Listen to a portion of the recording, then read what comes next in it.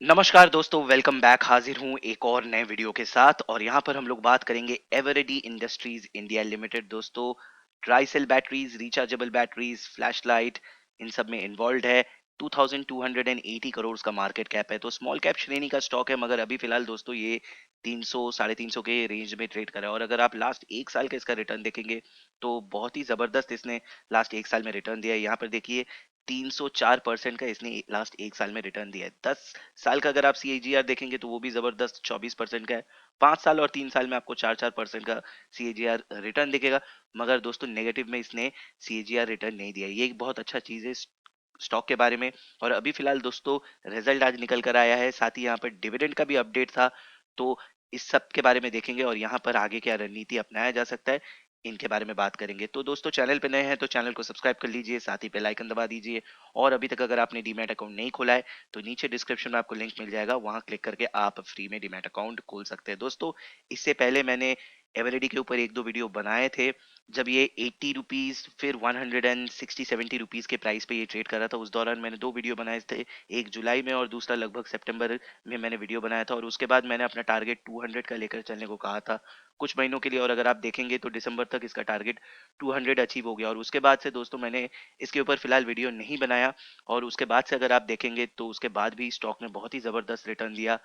ये जो आप 50 day exponential moving average line देख रहे हैं, ये जो लाल कलर का लाइन है, ये बहुत अच्छा इसका सपोर्ट लाइन बनकर यहाँ पे हम लोग को दिखाई दे रहा है। और जब भी स्टॉक दोस्तों नीचे आता है, कंसोलिडेट होता है, यहाँ से सपोर्ट लेता है और फिर स्टॉक वापस ऊपर की तरफ जाता है। तो अभी भी अगर आप देखेंगे दोस्तों, यहाँ पर स्टॉक इसी रेंज में है, सपोर्ट ले रहा है और यहाँ से दोस्तों चांस बन सकता है कि ऊपर की तरफ वापस स्टॉक जाए। तो दोस्तों रिजल्ट यहाँ पे बहुत क्रूशियल फैक्टर प्ले करेगा। तो रिजल्ट को हम लोग देखेंगे और फिर डिसाइड करेंगे कि आगे क्या रणनीति अपनाया जा सकता है। तो चलते हैं, सबसे पहले रिजल्ट की तरफ चलते हैं। मगर उससे पहले दोस्तों यहाँ पे डिविडेंड का जो बात था, फिलहाल यहाँ पर बोर्ड ऑफ डायरेक्टर्स ने आज जो मीटिंग हुआ उसमें ये डिसाइड किया कि डिविडेंड नहीं दिया जाएगा। So no dividend has been recommended by board of directors. तो फिलहाल डिविडेंड नहीं दिया जाएगा।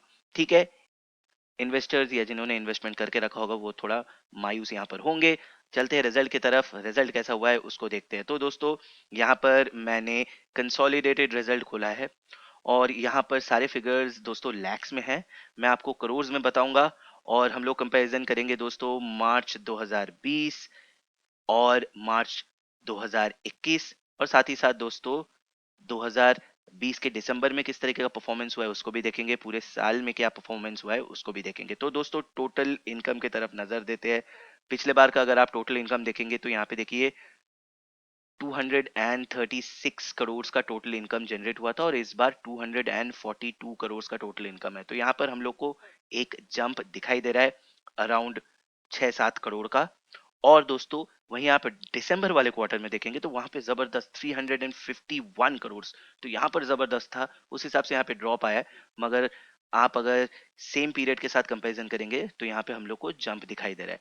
पूरे साल का अगर देखेंगे तो पिछले बार 1267 करोड़ था और इस बार दोस्तों 1253 करोड़। तो यहाँ पर एक ड्रॉप है अराउंड 13-14 करोड़ का हम लोग को ड्रॉप दिखाई दे रहा है। ठीक है, कोई बात नहीं, आगे बढ़ते हैं दोस्तों। यहाँ पे टोटल एक्सपेंस की तरफ नजर देते हैं, एक्सपेंस का क्या हाल है उसको देखते हैं।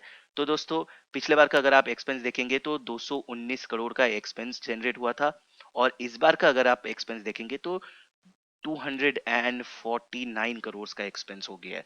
तो दोस्तों अगर आप देखेंगे यहाँ पे हुआ था 242 करोड़ इनकम और 249 करोड़ का एक्सपेंस। तो एज अ रिजल्ट दोस्तों एक्सपेंस ज्यादा, इनकम कम, तो यहाँ पे जो अल्टीमेटली रिजल्ट निकलता है वो लॉस में निकलता है। और एज अ रिजल्ट दोस्तों अगर आप यहाँ पे देखेंगे profit and loss before exceptional items and tax and other things, तो यहाँ पे देखिए 7 करोड़ का हम लोग को लॉस दिखाई दे रहा है। वहीं पिछले बार दोस्तों 16 करोड़ का प्रॉफिट था और दिसंबर वाले क्वार्टर में देखिए दोस्तों 61 करोड़ का प्रॉफिट था। तो यहाँ पे डाउन हो गया है और इसी कारण वश मुझे जितना दूर लग रहा है कि यहाँ पे जो डिविडेंड देने वाला डिसीजन था उसको चेंज किया गया और डिविडेंड रेकमेंड नहीं किया गया।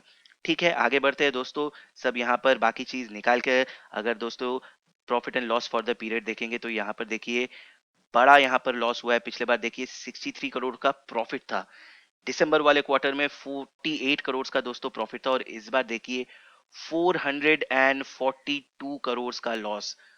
ये इस कंपनी के लिए बहुत बड़ा लॉस यहाँ पर हम लोग को दिखाई दे रहा है। जितना दोस्तों इनका एवरेज होता है, अगर आप देखेंगे 63-50 करोड़ का यहाँ पर दोस्तों इनका जनरली इनकम रहता है या नेट प्रॉफिट रहता है क्वार्टरली, उस हिसाब से दोस्तों बहुत ही बड़ा लॉस हुआ है। अगर आप इसके पिछले वाले पीरियड में भी देखेंगे, पिछले कुछ क्वार्टर में, तो यहाँ पर देखिए जनरली इनका लास्ट कुछ क्वार्टर से देखिए 90, 20, 50, 40 ऐसा ही रहता है, और इस हिसाब से दोस्तों इस बार 443 करोड़ का लॉस हो गया। तो बहुत ही बड़ा यहाँ पर लॉस हम लोग को देखने को मिल रहा है। और दोस्तों बेसिकली ये लॉस इतना बड़ा because of exceptional item, refer note number 5, उसके ऊपर हम लोग चलेंगे, समझेंगे कि क्यों इतना बड़ा लॉस हुआ है।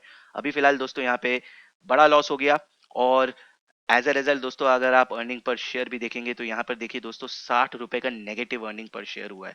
पूरे साल में भी दोस्तों इसी के चलते लॉस भी बढ़ गया है, और पूरे साल में देखिए दोस्तों पिछले बार 24 रुपए का अर्निंग पर शेयर था, और इस बार देखिए 42 या 43 रुपीज आप कह सकते हैं यहाँ पे लॉस पर शेयर हो गया है।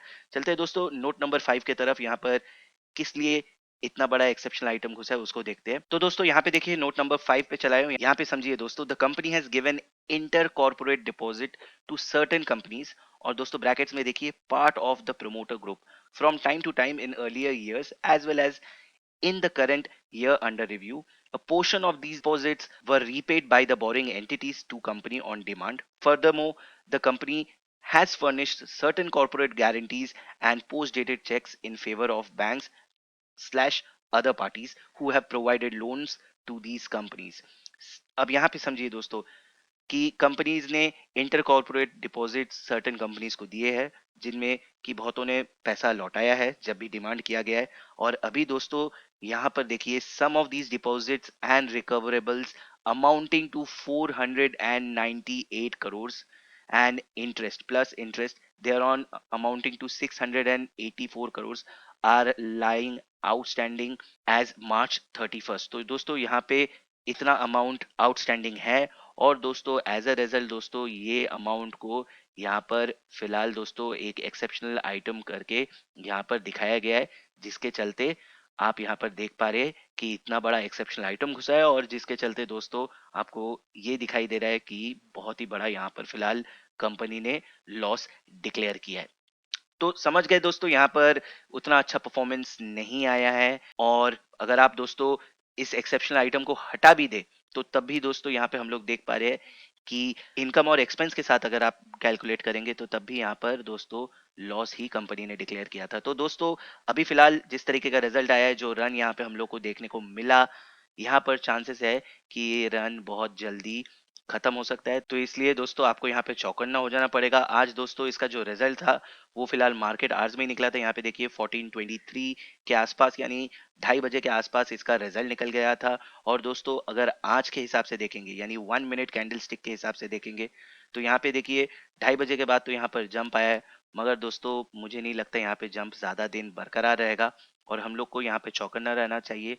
और मुझे यहाँ पर दोस्तों यही लग रहा है कि यहाँ पे हम लोग को ड्रॉप डाउन देखने को मिल सकता है। अगर दोस्तों एनएससी के वेबसाइट में देखेंगे तो आज देखिए दोस्तों ओपन हुआ था 316, 313 में प्रीवियस क्लोज था, उसके बाद दोस्तों 348 का हाई बना, और 337.95 में जाके ये क्लोज हुआ। बहुत ही अच्छा बात है, यहाँ तक तो दोस्तों बहुत ही अच्छा दिखाई दे रहा है।